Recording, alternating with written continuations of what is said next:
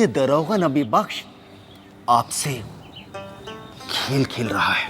क्या आप बकते हो मदरतौला? दरोगा नबी बख्श अपने ओहदे और अपनी हैसियत को ताक पे रखे रात अंधेरे में काले खां के दरवाजे पर जाता है।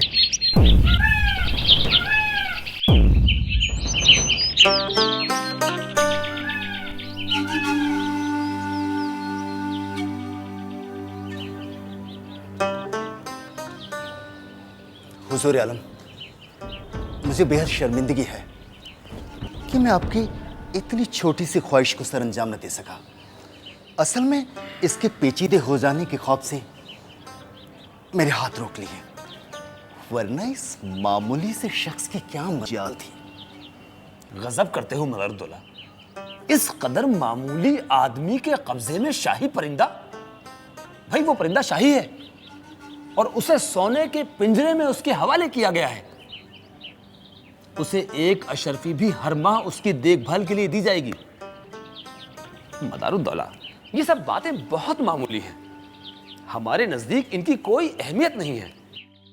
लेकिन अहम बात तो यह है कि रेजिडेंट बहादुर ने बराहे रास्त हमसे कहा, वेल, आपका ये पहाड़ी मेना कमाल का बात करता है, हम चाहता है कि हम इसको अपनी बेगम को उसका बर्थडे पर गिफ्ट करें।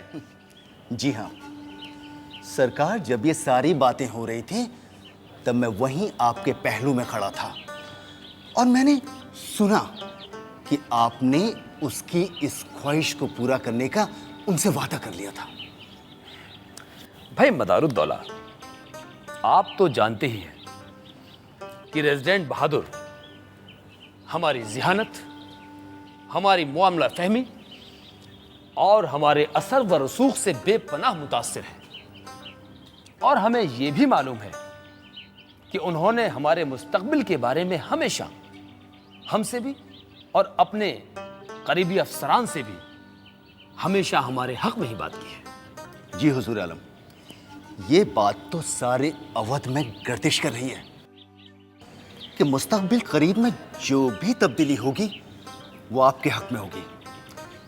लेकिन मैं ये भी जानता हूं कि अंग्रेज कौम होती बहुत तुनक मिजाज है, इसीलिए मैंने आधी रात बिना ताखिर काले खां के यहां धावा बोल दिया था। लेकिन गजब खुदा का, उस फूहड़ गमार चार कौड़ी के आदमी ने शाही परिंदा किसी ऐरे गैरे नत्थु खैरे के हवाले कर दिया। उस बदनसीब काले खां को इस शाही परिंदे की अहमियत का एहसास ही कहां है। अब गुस्ताखी माफ हो तो कुछ अर्ज करूं? कहो कहो मदारुद्दौला, अब हमसे क्या पर्दादारी है? हुजूर आलम, सरकार, मेरे जासूसों ने मुझे बताया कि काले खां की मार्फत ये दरोगा नबी बख्श आपसे खेल खेल रहा है। क्या आप बकते हो मदरतौला? उस दारोगा नबी बख्श की इतनी हिम्मत?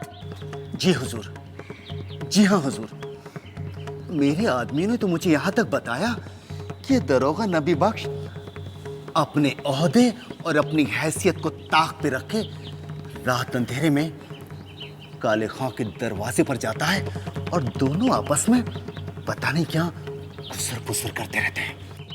वाकई? जी हुजूर, मुझे तो कोई बहुत बड़ी साजिश लग रही है।